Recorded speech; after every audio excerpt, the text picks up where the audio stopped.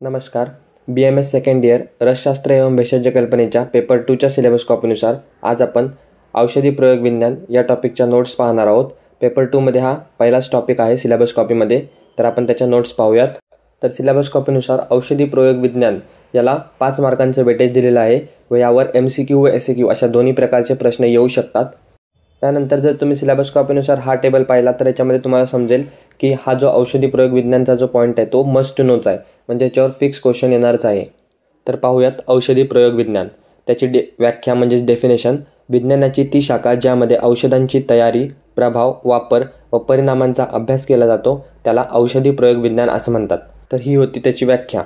तर सिलेबस कॉपीनुसार यातील next point आहे त्याची व्याप्ती म्हणजेच त्याचा स्कोप. तर आपण पॉईंट वाईज पाहूया. म्हणजे वैद्यकीय दृष्ट्या त्याचा काय उपयोग आहे, तर रोग निदान व उपचार म्हणजे डायग्नोसिस अँड ट्रीटमेंट, रोग प्रतिबंधक उपाय प्रिव्हेन्शन, त्यानंतर स्वास्थ्य शिक्षण व प्रबोधन हेल्थ एज्युकेशन, आणि आयुर्वेदिक वैद्यकीय प्रक्रिया या सर्वांसाठी वैद्यकीय क्षेत्रामध्ये त्याचा उपयोग होतो. शैक्षणिक क्षेत्रामध्ये कसा होतो, तर औषधी तयार करण्यासाठी, त्यानंतर औषधीचा प्रभाव समजण्यासाठी, औषधीची क्रियाविधी प्रोसेस, त्यानंतर औषधी परिणामांचा अभ्यास करण्यासाठी, आणि फार्मॅकॉलॉजी आणि टॉक्सिकोलॉजी या फील्डमध्ये. तर हे होतं एज्युकेशन संबंधित त्याची व्याप्ती.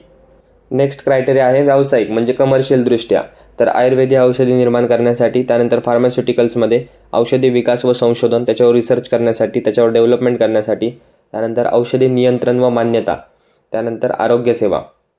नेक्स्ट आहे संशोधनात्मक म्हणजे रिसर्च दृष्ट्या, नवीन औषधींचा विकास करणे, त्यानंतर औषधी परिणाम व प्रभावाचा अभ्यास करणे आणि औषधींची मान्यता.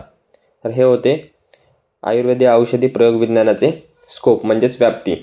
NCSMच्या सिलेबस कॉपीनुसार आपला नेक्स्ट पॉईंट आहे प्रशस्त भेषज म्हणजेच औषध लक्षणं. तर याचा श्लोक आपल्याला माहितीच आहे, अष्टांग हृदयमध्ये आपण शिकलेलोच आहे. बहुकल्पम बहुगुणम संपन्नम योग्यम औषधम, अष्टांग हृदय सूत्रस्थान 1/28. औषधे बहुकल्प बनवता येण्याजोगी असावे, अनेक गुणांनी युक्त असावे, संपन्न व योग्य असावेत. औषधं पुढील गुणधर्मांची सांगितलेले आहेत. तर हा श्लोक एक्सप्लेन केलेला आहे. बहुकल्पम म्हणजे काय, तर औषधाचे अनेक कल्प तयार करता यावेत, उदाहरणार्थ स्वरस, कल्क, तेल, घृत इत्यादी. त्यानंतर बहुगुणम औषधे अनेक गुणांनी युक्त असावे, त्यामुळे अनेक रोगांवरती किंवा अवस्थांवरती ते वापरता येते, उदाहरणार्थ आमलकी. संपन्नम योग्य रीतीने पोसलेले, योग्य रीतीने काढलेले व योग्य रीतीने ठेवलेले असावे, औषध स्वगुणांनी परिपूर्ण असावे. आणि चौथा पॉईंट आहे योग्य, ज्या व्यक्तीमध्ये किंवा रुग्णामध्ये औषध वापरावयाचे आहे त्याचा रोग किंवा अवस्थेनुसार ते योग्य असावे. तर हे होते प्रशस्त भेषज लक्षणं. त्यानंतर इथे आणखीन एक पॉईंट असा की औषध सेवनकाल हा चरकांनी 10 काल सांगितले, त्यानंतर सुश्रुतांनी 10 सांगितलेत, वाग्भटांनी 11 आणि शाळंगधरांनी 5. MCQच्या दृष्टीने एवढं लक्षात ठेवा. आपल्याला फक्त वाग्भटानुसार डिटेलमध्ये बघायचं आहे. तर वाग्भटानुसार जे 11 आहेत ते खालीलपैकी आहेत: अन्नन्न, अन्नद्वौ, मध्य, अंते, कवलांतरे, ग्रासे, सभक्त, मुहुर्मुहुर, सा अन्न, सामुद्ग आणि निशी. तर अन्नन म्हणजे काय, तर सकाळी काही न खाता.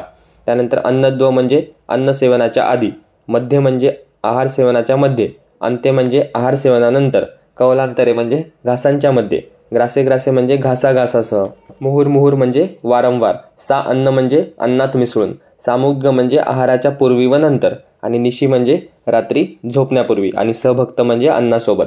तर हे होते वाग्भटानुसार 11 औषध सेवन काळ. तर हे सुद्धा लक्षात ठेवा. तर अशा प्रकारे आपल्या औषधी प्रयोग विज्ञानाच्या नोट्स इथेच संपतात. तर ह्या होत्या पेपर 2च्या औषधी प्रयोग विज्ञानाच्या नोट्स. व्हिडिओ आवडला असल्यास चॅनलला सबस्क्राईब करा, व्हिडिओला लाईक करा. भेटूया एका नवीन व्हिडिओमध्ये नवीन टॉपिकसोबत. धन्यवाद. So guys, subscribe Ayurveda Essence for more such videos. You will get all handwritten notes here.